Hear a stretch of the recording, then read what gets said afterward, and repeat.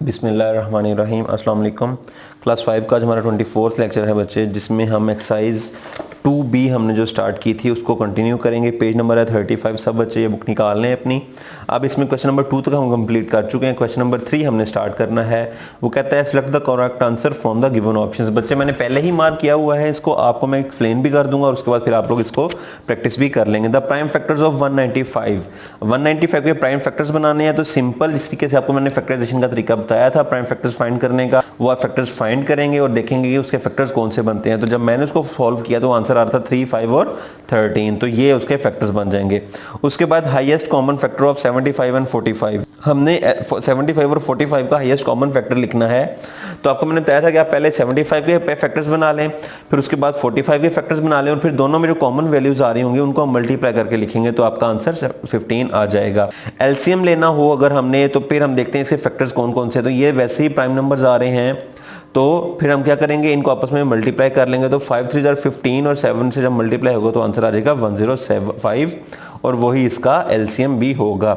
अगर D part में LCM of two prime numbers is product of the numbers. अब चूंकि इस तरह हमने देखा यहाँ पे 2-3 प्राइम नंबर्स थे तो उसका जो एलसीएम फाइंड करना हमने उनको मल्टीप्लाई कर दिया। इस तरीके से अगर 2 प्राइम नंबर्स आ जाए तो उनके जो एलसीएम होगा वो भी उनके प्रोडक्ट के बराबर होगा, यानी उनके मल्टीप्लाई के बराबर होगा। उसके बाद एचसीएफ ऑफ 28, 49 एंड 70, इसका हाईएस्ट कॉमन फैक्टर फाइंड करना है। फैक्टर्स बनाएं और उसमें सब में जो कॉमन आ रहा होगा वो उसका नंबर हो जाएगा एचसीएफ या हाईएस्ट कॉमन फैक्टर। तो इस तरीके से आप इसको भी कंप्लीट करेंगे। अगर क्वेश्चन नंबर 4 है, वो कहता है find the HCF by prime factorisation method. अब हमने इसका फैक्टर फाइंड करना है, एचसीएफ फाइंड करना है प्राइम फैक्टराइजेशन से। तो हम इसको 1 बाय 1 इसके फैक्टर्स बना लेंगे और उसके बाद फिर इसको सॉल्व कर लेंगे। जी, क्वेश्चन नंबर 4 का डी पार्ट मैंने लिख लिया है बच्चे। इसमें सबसे पहले आपने इसके प्राइम फैक्टर्स फाइंड करने हैं। तो 27 को हम डिवाइड करना शुरू करते हैं। 3 पे डिवाइड करेंगे 9 आएगा, फिर 3 पे करेंगे तो 3 आ जाएगा और 3 1 3। तो इसके 3 फैक्टर्स बन जाएंगे 3 3 एंड 3। उसके बाद 130 को भी डिवाइड कर लें आप। ये हम जो प्रोसेस कर रहे हैं इसको प्राइम फैक्टराइजेशन कहा जाता है। 2 पे करें 2 6 12, 1 कैरी 10, 2 5 10 आ जाएगा। उसके बाद ये 3 पे डिवाइड नहीं हो सकता, इसको हम 5 पे डिवाइड करेंगे। 5 1 5, यहाँ से कैरी 5 3 15 और फिर 13 पे करेंगे तो आंसर हमारा 1 आ जाएगा। उसके बाद लास्ट है हमारा 46। तो 46 को 2 पे डिवाइड करें, 2 2 4 एंड 2 3 6। और उसके बाद हमें पता है 23 किसी भी नंबर पे डिवाइड नहीं होता, तो फिर इसको हम 1 लिख देंगे। अब इसके हम फैक्टर्स यहाँ पे लिख लेते हैं। 7 के फैक्टर्स हैं 3 क्रॉस 3 और एंड पे हमारे पास 1 आ रहा है, वो लिख लिया। उसके बाद हमारे पास 130 के फैक्टर्स हैं 2 क्रॉस 5 क्रॉस 13 एंड 1 आ जाएगा यहाँ पे भी। और उसके बाद लास्ट है 46 और उसके भी फैक्टर्स हैं हमारे पास 2, 23 और 1। अब बच्चे अगर आप गौर करें, मैंने 1 अक्सर जगह पे मैं स्किप भी कर सकता हूँ या इसको अगर नहीं लिखूंगा, लेकिन अगर गौर करें तो हमारे पास 1 के अलावा कुछ भी इसमें कॉमन नहीं आ रहा। तो इस वजह से मैंने 1 लिखा। तो जो हमारा एचसीएफ होगा, मेरे पास नीचे जगह कम है तो मैं साइड पे लिख रहा हूँ, आप लोगों ने इसको नीचे ही लिखना है। तो हमारा एचसीएफ हो जाएगा 1। हमारा क्या आंसर आ जाएगा 1, क्योंकि इसमें फैक्टर कॉमन ही 1 आया है।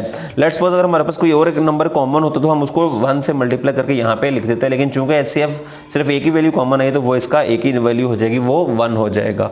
जी बच्चे, इसके बाद 5वें का सी पार्ट है, उसमें वो कहता है इसको भी हम लोगों ने एचसीएफ फाइंड करना है। उसने 3 हमें ग्रुप्स दिए हुए हैं। 2 multiplied by 3 multiplied by 5 multiplied by 5 एक वैल्यू है। 3 multiplied by 5 multiplied by 5 multiplied by 7 दूसरी वैल्यू है। 3 मल्टीप्लाइड बाय 5 फिर 5 और फिर 5 उसकी लास्ट वैल्यू है।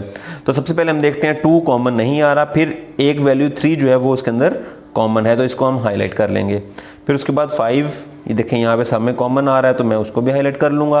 उसके बाद अगेन यहाँ पे 5 एक आ रहा है तो मैं उसको भी हाईलाइट कर लूँगा। उसके बाद यहाँ पे चूंकि वैल्यूज़ खत्म हो गई, यहाँ पे 7 5 आ रहा है तो ये भी कॉमन नहीं होंगे।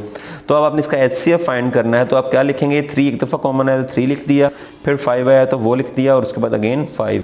3 5 15 और 15 को 5 से मल्टीप्लाई करेंगे तो आंसर हमारा आ जाएगा 75। तो इस तरीके से आप इसका भी एचसीएफ फाइंड करेंगे। जी, इसके बाद क्वेश्चन नंबर 6 का भी डी पार्ट हम सॉल्व करने लगे हैं बच्चे। अब उसमें हमने 3 वैल्यूज दे दी हैं और उसने कहा है इसका एचसीएफ फाइंड करें बाय डिवीजन मेथड। तो अब हमने क्या करना है, अब हम सबसे पहले 2 नंबर्स ले लेंगे। लेट्स सपोज आपने नंबर ले लिया 76 को हम अंदर रख देंगे और 52 पे हम डिवाइड करना स्टार्ट करते हैं। अब हम डिवीजन इसकी करेंगे। 52 1 52 हमारे पास जब माइनस करेंगे 6 में से 2 बचेगा 4 और 7 में से 5 माइनस करेंगे तो आंसर आ जाएगा 2। 7 में 6 में से 2 माइनस किया 4 और यहाँ पे आ गया 1। अब उसके बाद बच्चे आपने क्या करना है, अब ये जो नंबर आया है इसको आपने नीचे रखना है और इस पे डिवाइड कर देना है। तो क्या करोगे आप, अब देखें अगेन हम डिवाइड करते हैं 52, आपने इसे नीचे ही डिवाइड करना है। मेरे पास चूंकि स्पेस थोड़ी सी कम आ रही है तो इसलिए मैं इसको चेंज कर देता हूँ। नीचे फिर आप लिख लें 52, अब ये जो 52 है ये अंदर आ जाएगा और जो नीचे आंसर आया था उसको हम बाहर रखेंगे। अब 24 1s आर 24 और लेकिन ये वैल्यू इसकी छोटी है, हम इसको 2 से मल्टीप्लाई कर लेंगे तो ये बन जाएगा 48। तो हम क्या करते हैं 22 को 2 से मल्टीप्लाई किया, हमारे पास 48 आ गया, इसको माइनस कर ले तो हमारे पास 4 बाकी बचेगा, रिमाइंडर आ जाएगा। अब आपने 24 को अंदर रखना है और 4 पे डिवाइड करना है। तो 24 को 4 पे डिवाइड किया, 4 6 आर 24 और ये पूरा डिवाइड हो गया। अब जो हमारे पास एक वैल्यू बच गई थी, आपने 52 और 76 को सॉल्व किया है तो हमारे पास 40 बच गया। तो अब आप जब इसको डिवाइड करोगे तो ये नंबर इस पे वो पूरा डिवाइड कर देगा और हमारे पास आंसर 0 आ जाएगा। तो हमारा जो HCF होगा वो मैं साइड पे यहाँ पे लिख रहा हूँ, आप लोग इसको नीचे से ये सारा इसी तरीके से पेज के ऊपर आपने ऊपर से नीचे सॉल्व करना है। आंसर हमारा 4 आ जाएगा यहाँ पे, जो कि हमारा यहाँ पे इसको डिवीजन के बाद नंबर आया जिसने पूरा डिवाइड किया है। बच्चे कुछ बुक्स में यहाँ पे आंसर 7 आ रहा है, वो इनकरेक्ट है। इसका आंसर अगर आप दूसरे तरीके से भी फाइंड करें तो भी 4 ही आता है, तो इसको सब बच्चों ने ठीक कर लेना है। होपफुली आपको ये भी क्लियर हो गया होगा। इसके बाद हम चलते हैं नेक्स्ट क्वेश्चन की तरफ। 7 का बच्चे बी पार्ट है, उसमें हमने एलसीएम फाइंड करना है, least common multiple by division method. तो ये भी आपको मैं सॉल्व करवा देता हूं। अब आपने सबसे पहले सबसे छोटा प्राइम नंबर 2 लेना है। देखें 2 पे कोई नंबर डिवाइड हो सकते हैं, जी बिल्कुल हो सकते हैं। 2 7s आर 14 होता है, 15 डिवाइड नहीं होता तो हम उसको वैसे ही लिख लेंगे। 21 भी नहीं होता, वो भी वैसे ही। और 2 1s आर 2 और 2 4s आर 8, 2 पे ये डिवाइड हो गए। उसके बाद अगेन आप चलेंगे 2 पे, देखें कौन सा नंबर डिवाइड हो रहा है। तो 7 डिवाइड नहीं होगा, 15 भी नहीं होगा, 21 भी नहीं होगा, 2 7s आर आ जाएगा। उसके बाद 2 से बड़ा प्राइम नंबर कौन सा है, 3। अब 3 पे डिवाइड कर लें तो यहां पे भी 7, यहां पे 3 5s आर 15 और 3 7s आर 21 और यहाँ पे 7 आ जाएगा। उसके बाद अब आप देखें, अब हमें एक नेक्स्ट नंबर हमने किस पे डिवाइड कर सकते हैं, 5 पे। तो हम इसको 5 पे डिवाइड करेंगे तो यहाँ पे 7, यहाँ पे 1, यहाँ पे भी 7 और यहाँ पे भी 7 आ जाएगा। और उसके बाद यहाँ पे भी 7 पे करेंगे तो यहाँ पे 1 1 1 और 1 आ जाएगा। अब आपने इन तमाम नंबर्स को मल्टीप्लाई कर लेना है तो आपका एलसीएम निकल आएगा। तो अब हम इनको मल्टीप्लाई कर लेते हैं। जब एलसीएम के लिए आपने उसके नीचे ही सॉल्व करना है इसको, मेरे पास स्पेस कम है तो मैं ऊपर सॉल्व कर रहा हूँ। 2 multiplied by 2 multiplied by 3 multiplied by 5 multiplied by 7। तो 2 2s आर 4 4 3s आर 12, 12 को 5 से करेंगे तो 50 और 60 और इसको जब 60 को 7 से करेंगे तो 420 और ये हमारा आंसर आ जाएगा। तो बच्चे इस तरीके से आपका आंसर आ जाएगा 420।